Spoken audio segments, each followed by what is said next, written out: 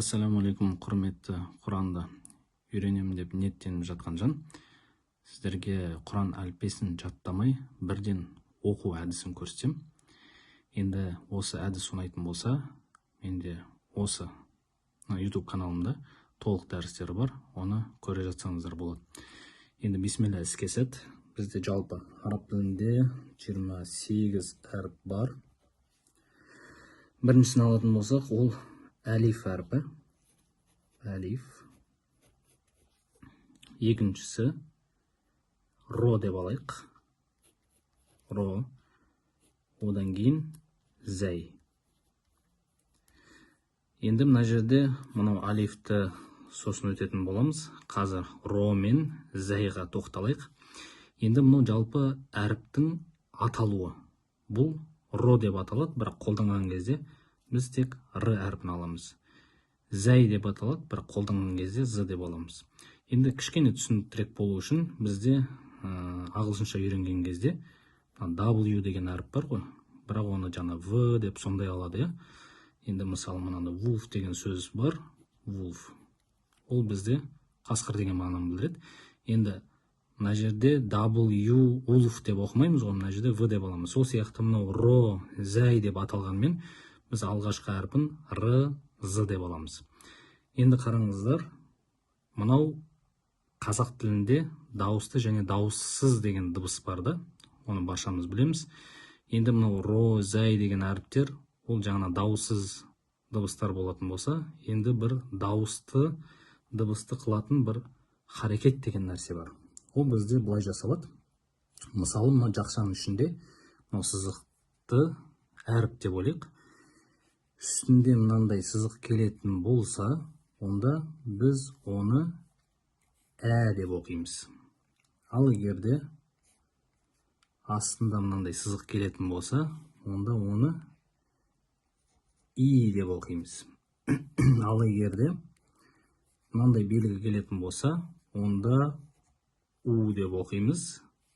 Және үстінде мынандай белгі келетін болса, онда әріптің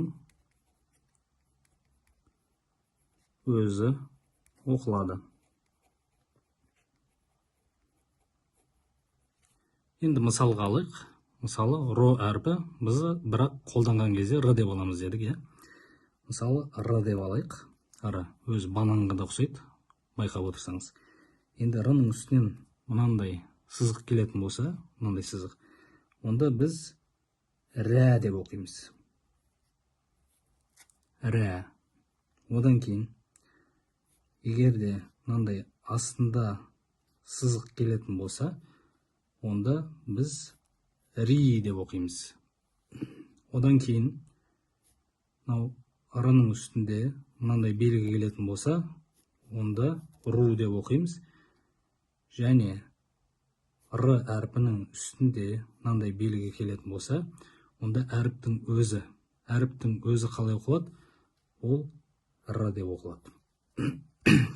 Енді мынаны өздеріңіз бір жасап көріңіздер. Мысалға тағы да осы зәй әрпін алайық. Мысалға з әрпі келді. Үстінде сызық болса, қалай оқылады? Қарап көріңіздер.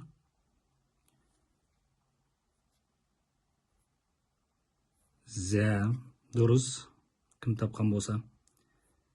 Ал егерде үстінен немесе астынан, кешіріңіздер, астынан осындай сызық келетін болса, онда ол зи деп оқылады. Ал егер мынандай белгі келетін болса, қалай оқылады? Зу. Және мынандай белгі келетін болса, үстінде ол з деп оқылады. Енді қараңыздар, мынау ро, зәй деген әріпті алып шықтық, мынау харекеттермен бірге. Мынау харекет деп аталады. Енді сіздерге ә, и, мынау үстінде сызық, астында сызық деп отырмын. Ал енді негізі оның атаулары бар. Алла қаласа, оны осы YouTube арнамыздан көрсеңіздер болады. Одан кейін мынау әлиф әрпін енді соңына қалдырдық. Жалпы әлифті біз алған кезде бірден ә деп алмаймыз. Бұл жерде бір ерекшелік бар. Ол өте оңай. Қазір қарап шықсаңыздар. Мынау алиф әрпі үстінде сызық келетін болса, ол бірден ә деп оқылады. Яғни ә деп оқымайсыз, бірден ә деп оқисыз. Ал егерде астында осындай сызық келетін болса, бірден и деп оқисыз. Және мынандай белгі келетін болса, ол бірден у деп оқылады. Яғни и, у деп оқылмайды, бірден и, у деп оқылады. Тек қана осы алифке байланысты осылай ғана оқылады. Қалған 27 әріптің, яғни 28 әріп болатын болса, алиф осылай оқылатын болса, бірден қалған 27 әріптің барлығы не істейді? Осы харекетке байланысты, яғни зәзи, зузы, ри, руры деген сияқты оқылады. Ал енді бір мысал келтіріп жіберейік. Мына алифті қосып жіберу үшін. Мысалы, алифті алдық. Мынау қалай оқылады? Одан кейін мынау қандай р әрпі. Егерде үстінен мынандай белгі келетін болса, р болады. Екеуін қосып алайық. Әрі болады. Одан кейін мынау қандай әріп? Зәй әрпі. Енді мынаны оқитын болсақ, бірінші әріпті оқисыз, сосын харекетті.